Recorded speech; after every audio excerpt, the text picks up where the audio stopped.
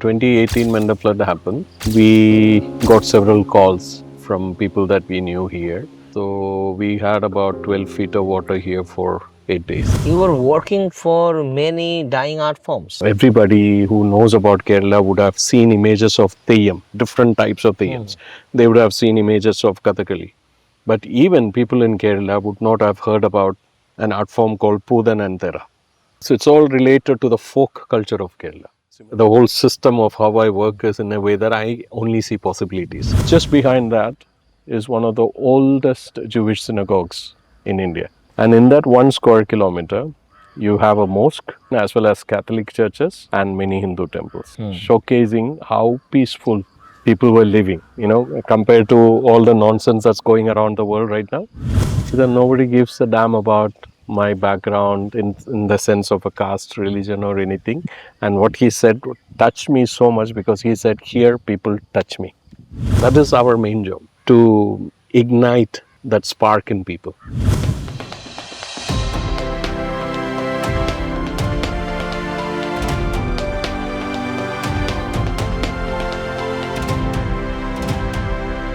आज वंडर का ही किस्सा एक आपको मैं सुनाने वाला हूँ, जो वंडर नहीं योंडर है।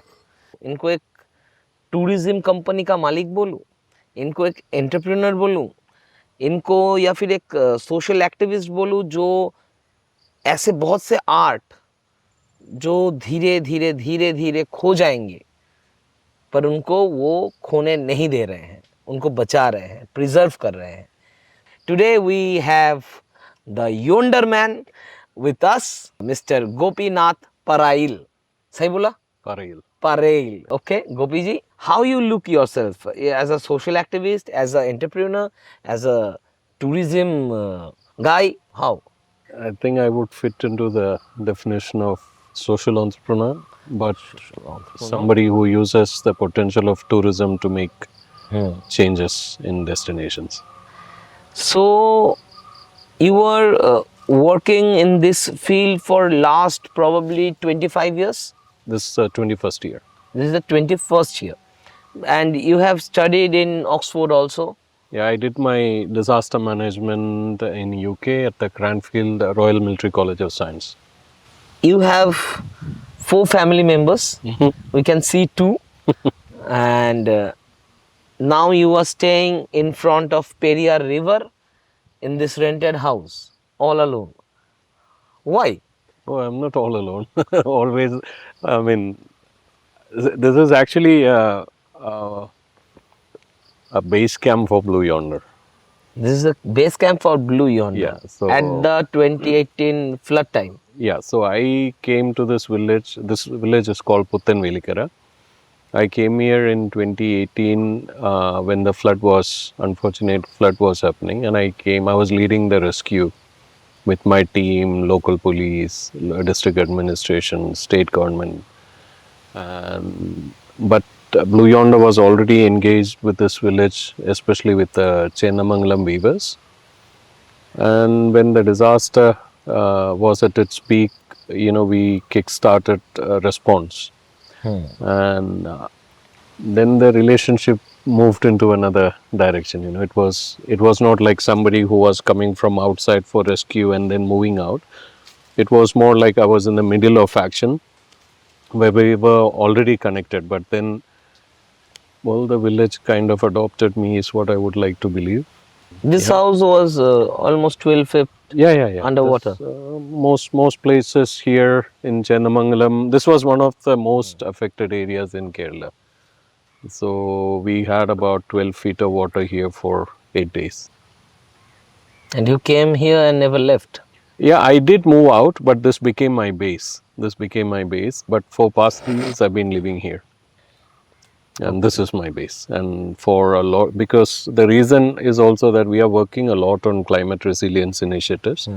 So we, along with another organization called Equinoct, which is a science-based organization, we created a not-for-profit foundation called Resilient Destination Foundation. So the whole idea was, how do you co-create climate resilient and climate responsible destination? So we needed kind of a live lab where we could test this concept. And Kochi ideally is Kochi became an ideal place for us to test this out. And about 9 to 10 initiatives that we launched in that theme. It's all around here. So in about 10 square kilometer, I can move around, meet up with our partners, meeting up with the panchayats, everything. So it's convenient for business also. When the atom bombs just landed over the Hiroshima and Nagasaki, the course of Japan's history changed. And from that, Japan has recreated a new nation, and the whole world is looking upon them. But the way they have started is through dolls. And they decided that the violence can't conquer us, and we should make the world look upon to Japan with toys and happiness. And they first start creating Japanese dolls, which became huge success, and it rolls the economy of Japan and changes it. And I think you have a similar story with dolls. Story of the doll is again similar. It's related to the flood. So 2018, when the flood happened, we got several calls from people that we knew here about how bad the weaving community were affected. So we came here, and then so the rescue was going on. So interesting part is, even if I was familiar with the place, because the rescue was all happening in the night most of the time. Why most of the time at night? Because during the daytime there were a lot of focuses on, the paramilitary would be here, navy would be here, and in the night most of the navy guys, they wouldn't operate. So that's the time we would come here and we would facilitate the rescue. So I remember there's a small high school here where more than 4,000 people were stuck for 3 days. They were sending out WhatsApp messages to different people, asking people to come and rescue them. Somehow they just got isolated, and that became one of our. It's a place called Kongorpilli. In 24 hours, our team managed to rescue about 1,800 people, and then the second day we removed everybody else to safety there. So soon after that, when we came to check what happened to the weavers, that's where we realized that almost all the units, 7 units, each of them would have had about 25 lakhs worth stock, because it was also close to Onam celebration time. And that is the time where they actually make 75% of their annual revenue. And all the stock completely got destroyed in the flood, and they were about to set fire to all of them. So that's where I intervened, and I told them, maybe you should wait for another 24 hours. We'll come back with a solution. Then I reached out to different organizations. I reached out to even technology, asking them if they could, conceive this as a project where they could upcycle all the waste clothes into something that is productive, that can carry emotions. But the response was negative, because they were busy with some other student projects already.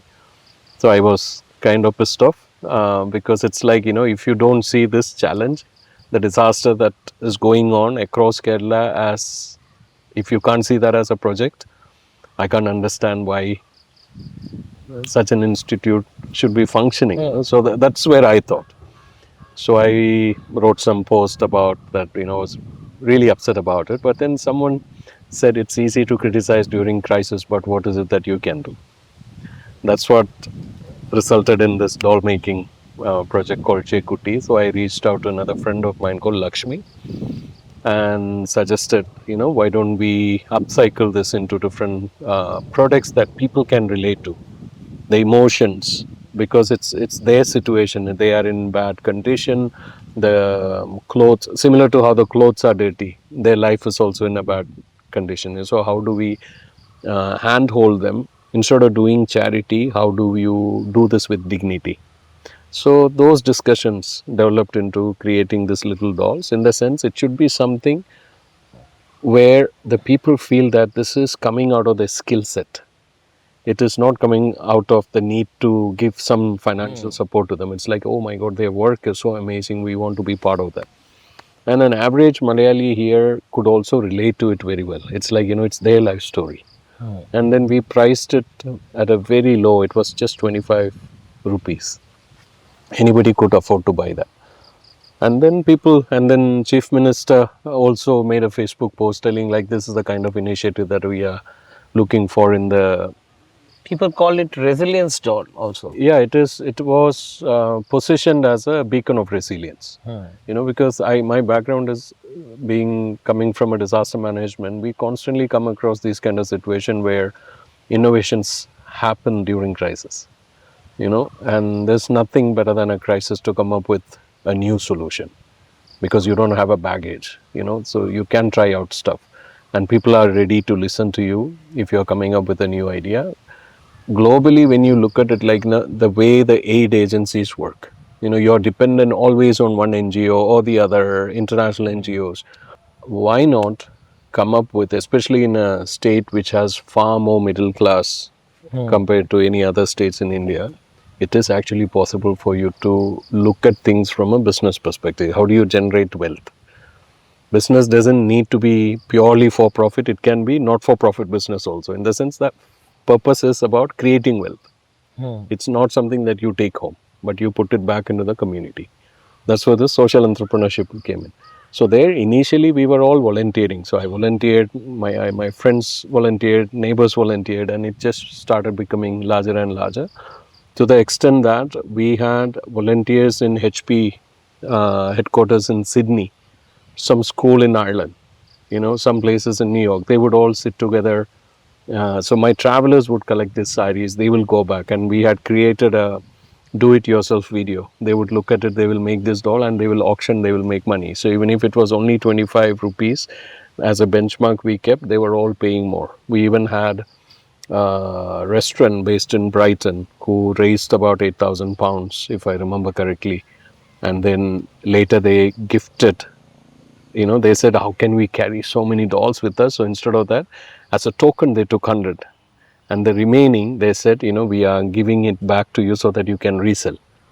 Basically, that £8,000 all of a sudden within a day became $16,000 because they gave pounds. So we were looking at different unique way of raising funds, but the focus was on dignity. It should not be like charity, it should be like, but now it's moved to another level. Like even now in 2025, we are still working on that project, but in completely different, where there are no volunteers, but the weavers themselves, they are making dolls out of unused clothes, which are still lying down there. You were working for many dying art forms and you were making them survive. कैसे भी हो उनका जो heritage है वो गुम ना हो जाए, खो ना जाए. You were taking care of that also. I don't know if you have noticed the tagline of our business. It's about creating better places for people to live, so that there is a better place for people to visit. That's been the whole idea. Wow, creating better places to live And so for people to visit. people can visit better places. Wow, Because nice. in tourism or even global development, a lot of academic jargons, you constantly hear about the effect of, spillage of the wealth that is created coming into community. We actually don't believe in it. We work the other way around. So where we come from, the school that we believe in is that if you can create an ecosystem where communities can flourish, businesses can flourish, the governance can, nurture more and more new ideas, that becomes an ideal place for someone to come and visit. What else do you showcase?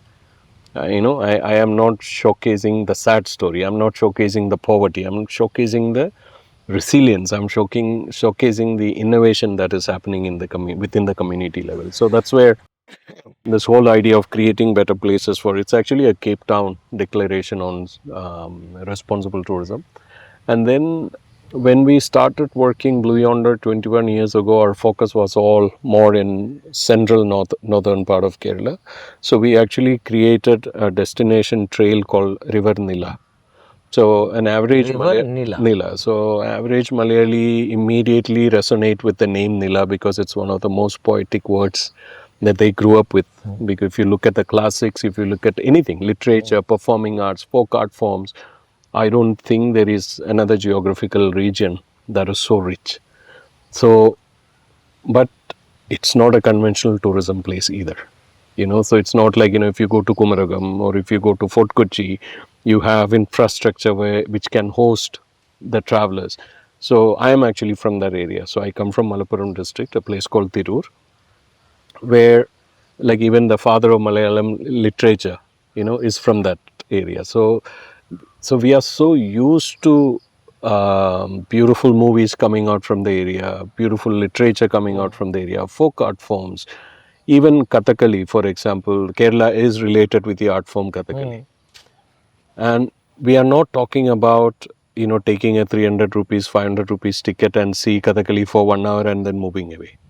We are talking about going to villages like Vellineri in Palakkad, where literally it's like, when you walk along the paddy field or you walk through the village near the temples or mosques, you will always hear something or the other related to Kathakali. It might be a vocal, it might be about percussions, it might be about a tailor who is making the dresses for the Kathakali artists. It's like such a rich cultural heritage. So those were the highlights. So when we designed the tour, the idea was, how do we bring attention onto the river? How do we let the world know that there is such amazing river? It might be decayed, it might have challenges, environmental challenges, etc. But how do we celebrate? How do you bring attention on the world where these people would actually become ambassador of the river, the unique river valley civilization? So it's part of, say, Silent Valley, which is one of the top 10 part of the Western Ghats, top 10 biodiversity hotspots in the world. And the lifestyle that is there up in the mountain, and then it comes through the trail that comes through Palakkad, where the Tamil culture gets prominence, and then by the time it reaches Ponnani, it becomes very Islamic, very Sufi. So we wanted to celebrate that. So that was the whole idea behind setting up the business in the past. So one thing that we noticed is, as kids, many art forms that we were familiar with were not there by the time we started the business. It means that the craft and the culture and the art forms you have living with through your childhood has gone when you become an adult. Yeah, but that's not just our story. It's a story all around the world, with urbanization, with migration happening, lifestyle changing in the definition of, success, everything, it's all became very monetary. And how do you expect a Pulluva community to be pursuing the tradition of, singing the praises of snake gods in 2025? So, so unless and otherwise these art forms are sexy and cool for the younger generation, there's no way it's going to survive. You can't just keep on crying about, oh, tradition, this is dying. You can't romanticize beyond a limit. It has to make sense for the current generation. It has to be meaningful for them to engage, to feel that, oh my God, I want to be part of this. I want to do something. I really want to contribute. Now, one is, I'm an outsider within all this community, even if I'm living there because am I a musician? I'm not a musician. I'm an artist. I'm not an artist. So how do I convince these people to pursue that? What right do I have to tell these people, oh my God, look, your house looks so beautiful? Because for me, it looks exotic, it's traditional. But it might be difficult for them to maintain. Can I criticize them by telling, that you should not do this, aesthetically it is completely different, don't make concrete buildings? What right do I have? Unless and otherwise, I show them a viable alternative which brings in supplementary sources of income. So this is exactly what we were applying into different art forms. So if you take, everybody who knows about Kerala would have seen images of Theyyam, different types of Theyyams. They would have seen images of Kathakali. But even people in Kerala would not have heard about an art form called Pudan and Thera. It's all related to the folk culture of Kerala. Similar to Theyyam, how folk it is, this is also folk art form, and it's confined to the 3 districts on the banks of River Nila, Malappuram, Trichy and Palakkad. This is where you see this. So we started working with such artists. And initially it was never about tourism, it was more about documenting it, telling the stories, sharing the stories, and then we slowly started bringing in tourism into it. So just one something that we are super proud of is one of the musical trail that we started. It was to, because in that area, since we never had tourism, we had to create attractive elements. In case your tourism is just not tourism, it's an experience. It is tourism. Because tourism by end of the day is a consumable product. So that's exactly what we were. But the process of reaching that final experience, the process of reaching out that final product, is what probably makes the Blue Yonder very different. Because I mean, like even after 21 years, whenever we launch a new product or a travel experience, we are so proud to say that there is a story behind it. Like, recently we launched this, it's called Nilavala, the Twilight Dining Experience. It's on top of a Chinese fishing net. So there are thousands of Chinese fishing nets in Kerala. So why is it that we have only one dining experience on top of it? That's where the story comes. Because for the traveler, it might be a beautiful twilight dining where around the sunset you go in a country boat, you go punting, and after that, once the sun sets, you're climbing onto this beautifully prepared platform, Chinese fishing net platform. Like in places like Fort Kochi, you would see it on the land jutting out onto the water. But in the places where we work, in the waterway, it's bang in the middle of the water, in the middle of nowhere. So that itself is like, very panoramic, very attractive for your naked eye. And then when you sit there on the platform, you see your food is brought by fishermen in small little canoes, with the lantern and everything. It's such an amazing, mesmerizing experience. Even now, like after 2 years of launching this, every time I see that, I'm like, wow, this is not bad. But for us, it is a dining experience for the traveler. But for us, it is actually a climate change adaptability project. We wanted to provide supplementary or alternative sources of income for the community, not moving away from the surroundings. That's what we did. Similarly, with the artists also, it was the case. So musical trails started to address the kind of casteism that we were noticing within the music scene.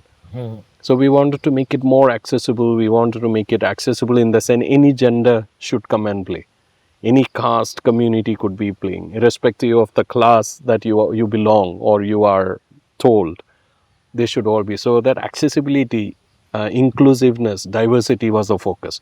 So it started in one room, one teacher and two Dalit students. And now it is 1,800 students plus 29 plus schools. And how many years it took to become from 0 to 29 schools? We started in 2005 and slowly, first year itself, we had about 20-25 students. And then the massive change actually happened in 2010 when another entrepreneur joined hands with us. So this is why, like, Blue Yonder gets all the recognition, but actually the superstars are the partners in the ground, whom in the very raw way we call as the vendors, the artist partners. They are the ones making all the difference. Our job is to fine tune it, curate it in such a way that it is consumable by a traveler, So Santosh, who founded a school called Sopanam School of Panchavadyam, so he was training. It was a small initiative, but his passion was something that we immediately noticed. My God, like, provide a platform for this man and he will flourish. So that's exactly we did. We curated, we designed it such a way that a musical trail can be 3-hour experience. Actually, exactly where we are sitting, we do a lot of experiences around this mango tree actually. Similar to that, many places in Kerala now, like across India, we are replicating this model. So there, the change that happened was that the community all of a sudden realize that there is so much of richness in with them. So that is our main job, to ignite that spark in people. And then again, to some extent you can romanticize, but if people don't get money, it will not work. So we make sure that the opportunity cost of an artist, it is compensated really well. So when you are coming to Kerala to do your shoot, a lot of documentary makers or filmmakers, they would be looking at it like, okay, I will spend 2 hours with the weaver, and they are not even thinking about that 2 hours of the weaver cost money. Of course. Somebody has to pay someone. But the media would look at it like, we are giving them opportunities. Yeah, it might not happen. Thousands of vloggers come these days. It might benefit or not benefit. You do not know. But we don't want to wait to assume that it could happen. So we make sure that for that 2 hours that we are spending time with a weaver or an artist, it is compensated with a lot of dignity. That's the only reason why we managed to replicate this model. So there's nothing free when it comes to Blue Yonder. So because we are inviting the community to come into tourism. So it's our responsibility to make sure that when someone is going there to learn about them or experience what they have to offer, it's my job to make sure that we compensate them. Now I want to hear the weaver story. How you manage to earn 18 lakhs, right? The amount? The one for the March 31st. The 2018 story, right? No. So that's not a 2018 story. So 2018 we had the flood. Every 31st March you have something to cover up, right? So 2018 we had the flood. That's where the whole attention on Chendamangalam came. People came to know about Chendamangalam, and Jakuti Little all became amazing ambassador. But their troubles were never over even after that. So once the first phase, once all the clothes were completely used, what we did was we continued engaging them through tourism. We would take travelers. So if say one traveler is charged say 3,000 rupees per person, that money goes into the community.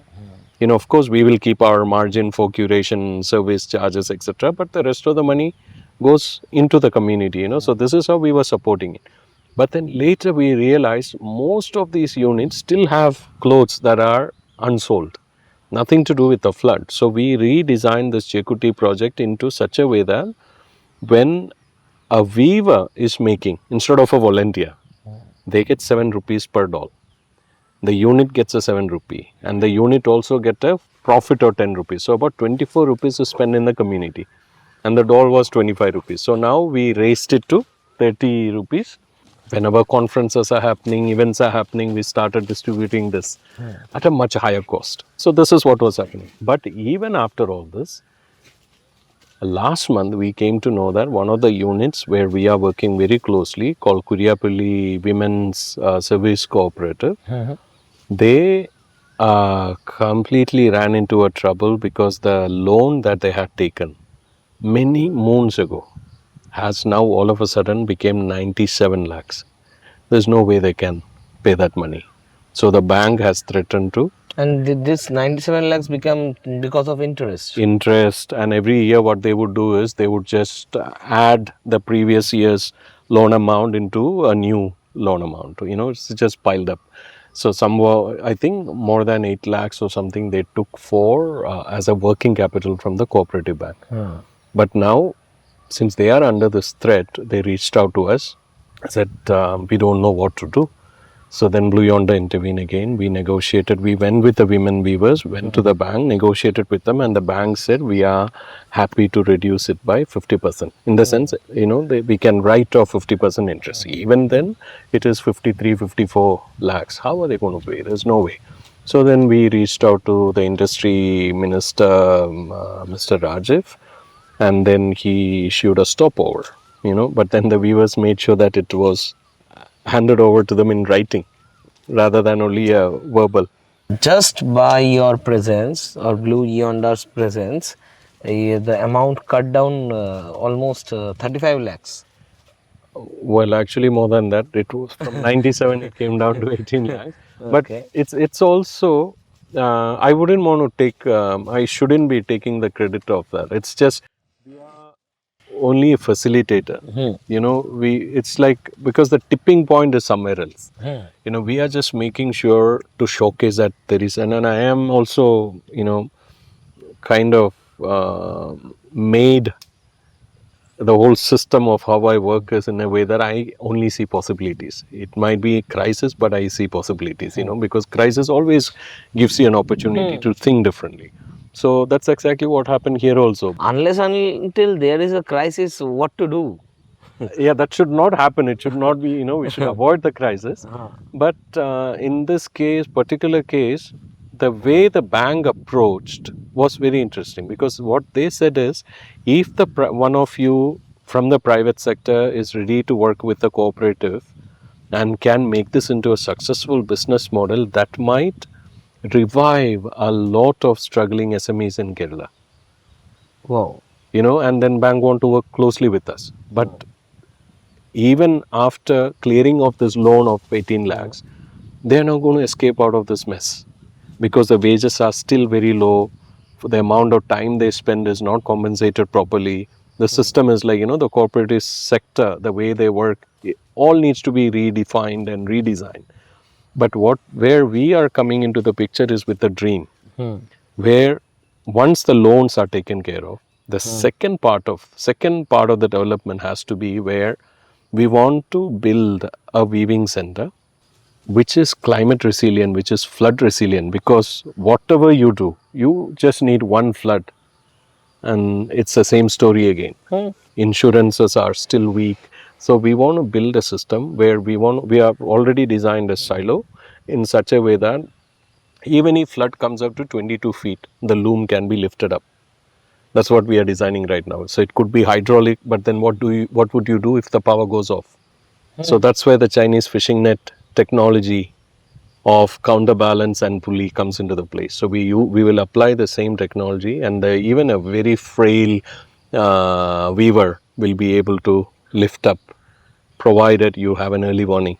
And we are already working very deeply with community and the scientific community here in Kerala, where Resilient Destination Foundation along with Equinoct has created an amazing community-based early warning forecasting system, which was recently recognized by UNICEF with an innovation award. So when you have all this decentralized panchayat level, community level early warning forecasting system, we will be able to protect these weaving. And then imagine that alone will become a tourism attraction. Like Kathakali, you have worked with the weavers who made Kathakali costumes. You worked also with this dance form called Arjunan Nirtam. Nrittam. Yes. So, what's the change happening now? So Arjuna Nirtam, interestingly, is practiced only by 10 artists. A state with so many people and so many artists, there are Only 10 artists not in Kerala, in world, right? Yeah, definitely. I mean, Kathakali is there only in Kerala, right? So anyway, so this Arjuna Nrittam, it's the dance of Arjuna. It's practiced only within Kottayam district and Alampi. It means this form is the dance of Arjuna. Yeah.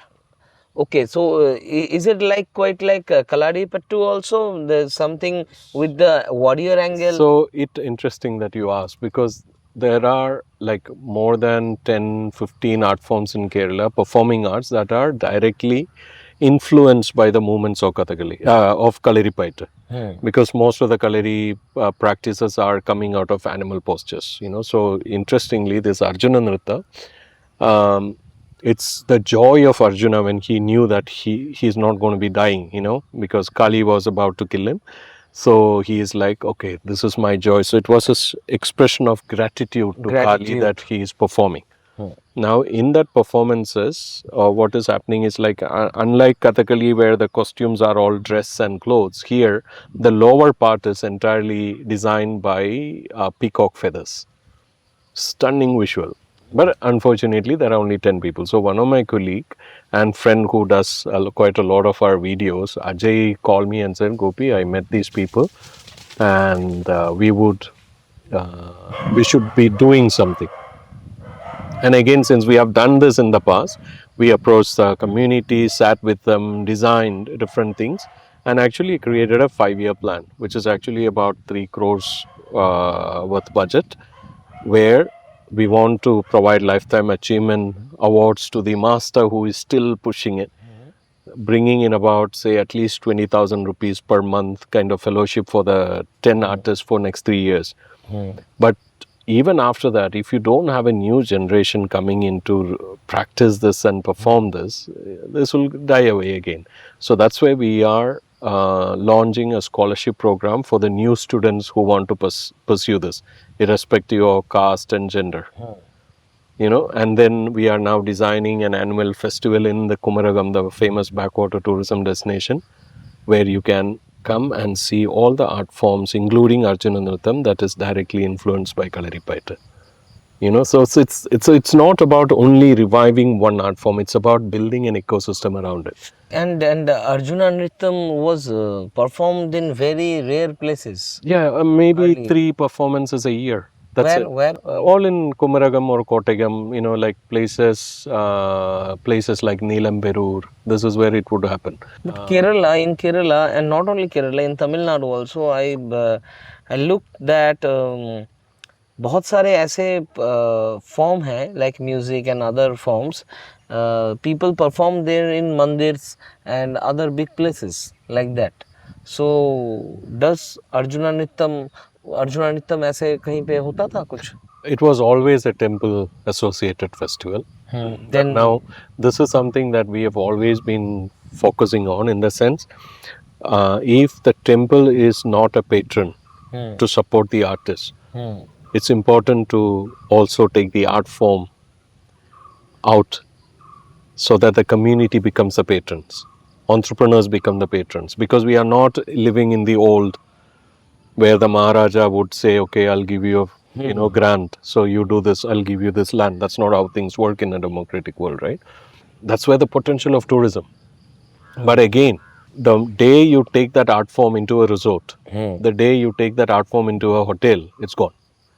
How do you maintain that authenticity? That authenticity will happen only when the discerning traveler would venture out for local encounters, when they move out to see that they want to see an authentic experience.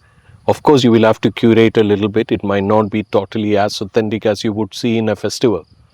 But this gives you a lot of opportunity to tell story. Narration happens.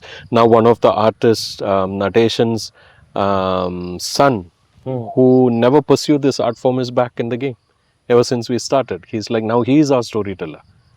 With pride, he stands there. And the other day they called us and said, we would get 3 performances in a year.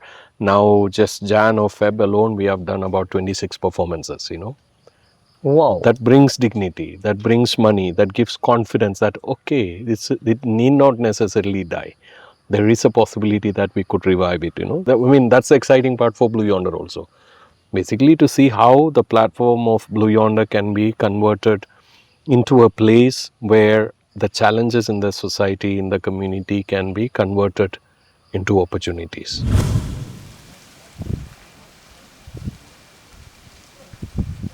You see this mangroves. This is actually part of a tourism experience. Like? Just across here, there's a village called Malipuram, very close to Fort Kochi. In case you are going there tomorrow, you should go there. There we have a planting program that is spread across about 4 square kilometer space. What we are trying to do is, along with our foundation, to create a natural barrier, so that in the future, when a cyclone comes or tsunami comes or flood comes in, that there is a system that protects the coastal villages, because Kochi is one of the most vulnerable places, not just in India, but around the world when it comes to climate change. So you need these kind of solutions, and not just planting. We have created a circular economy around it. Like, say, for example, if you are spending 25,000 a week to plant, to collect the saplings, to collect the seed, to set up the nursery, that's costing 1 lakh a month. Where do you collect this money back? It's not a charity. So that's where what we do is we introduce responsible tourism into that space. When I have 10 travelers ready to pay $30 or 3,000 rupees per person, it's already on a 5,000 rupees profit. Anything else is, so we are also not doing charity. But the impact of that is 20 to 25 people make a living of this activism. They are not only just volunteers. They get paid to make the planning. And then another beautiful thing that happens in that mangrove initiative is that there is this man called Sugunan. He collects waste.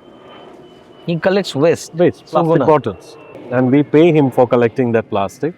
And then now there is a partnership with the local panchayat, where we collect and keep it, and then they send it to an entrepreneur in Coimbatore who is converting that into pellets, and then it comes back to Kerala for road laying.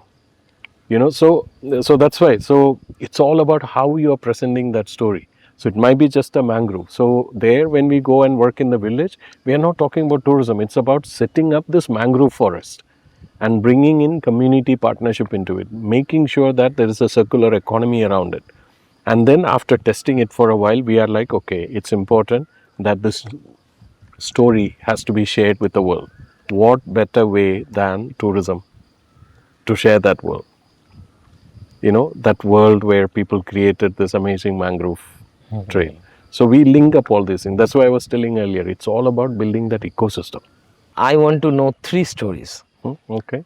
The first one about the village called Muziris. Okay, so Muziris is probably the most underexplored heritage part of Kerala.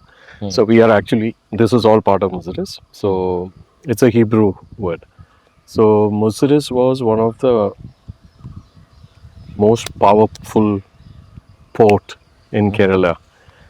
So if you look at all the colonial history, we constantly hear about 1498, Vasco da Gama came, the European came by sea, etc., etc. But if you go around the villages here, you can see remnants of trade with Romans 2000 years ago.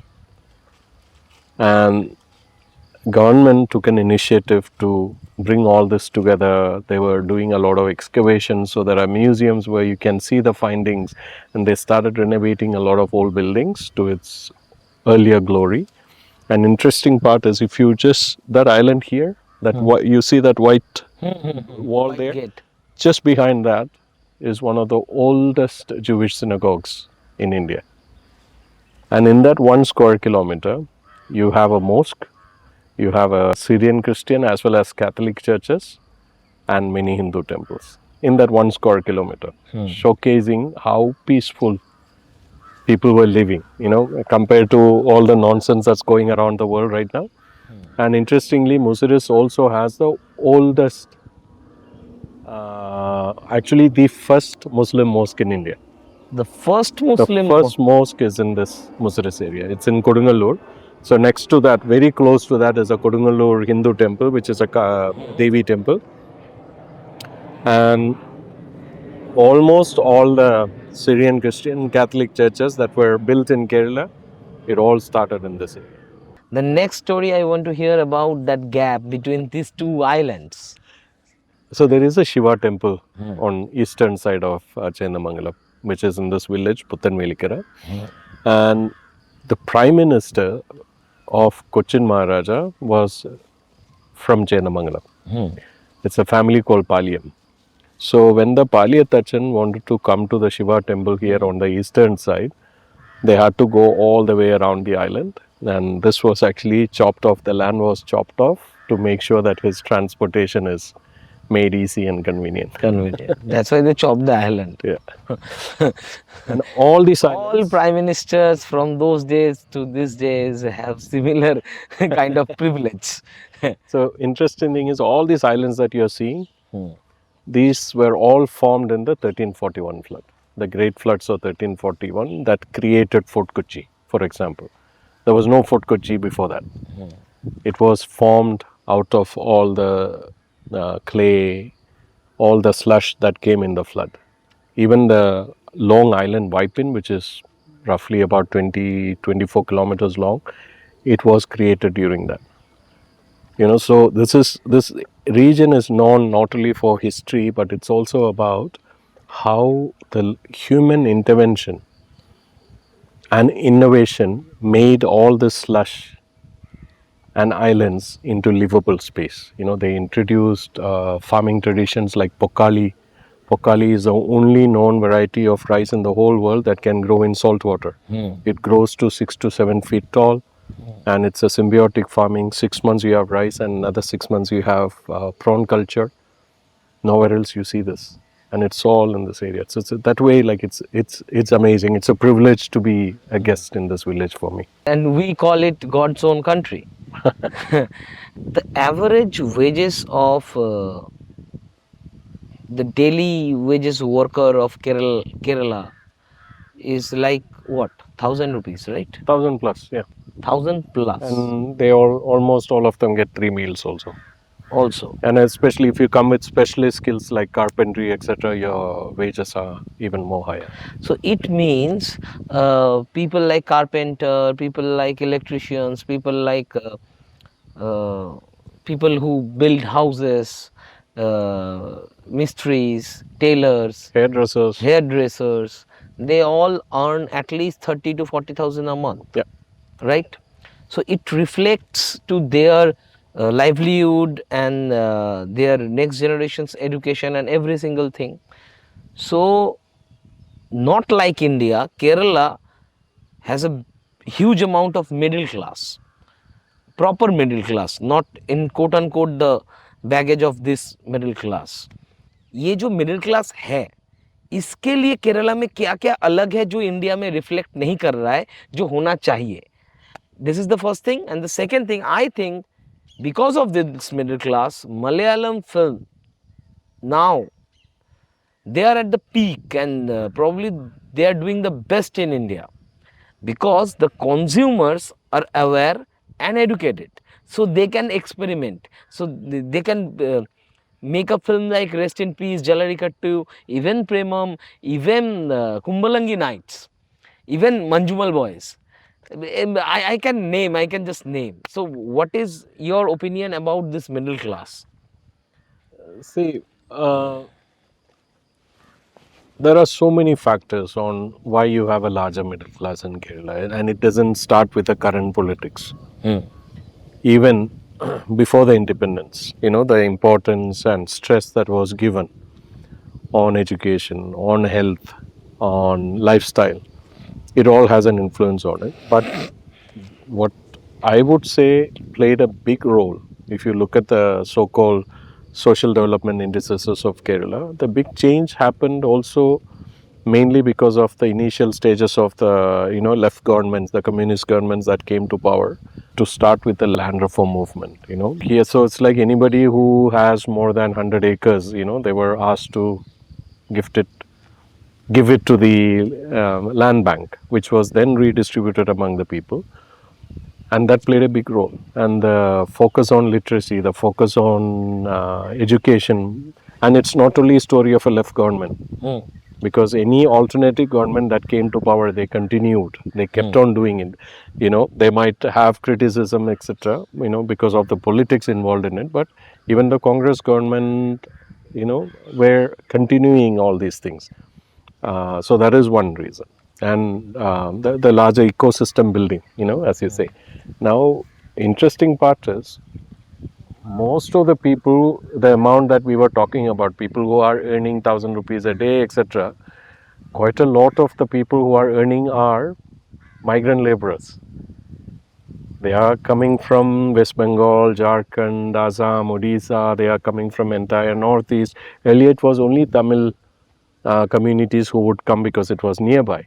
But now people from across India are coming here. And even our caretakers here, Sunil Maji is from Odisha. And one thing I asked him, I was very curious because he's been with our family for about 7 years until he, before he joined me. And I was so curious about, why Kerala, why you? And you know what he said? Money is there, no doubt about it. But it's about the respect I get. It's about the dignity with which I can live. It was a very profound statement.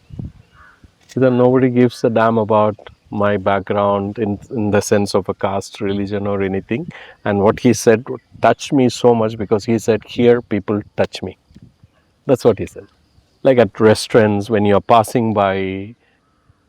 And this is very important also because Kerala, why fundamentally we are people who we were traveling, we were always migrating. If you look at Middle East, if you look at Europe, Malayalis are everywhere. Similar to Punjabis, you can see these communities in different places. So coming from that space, it's good to see that respect is given to people who initially, I think it was not really, I was not very happy to see how an average Malayali was reacting to somebody coming from the Hindi heartland, or in any other places. But now that has completely changed. I can Like people are learning Hindi so that they can communicate with ease with the migrant population, and that is amazing.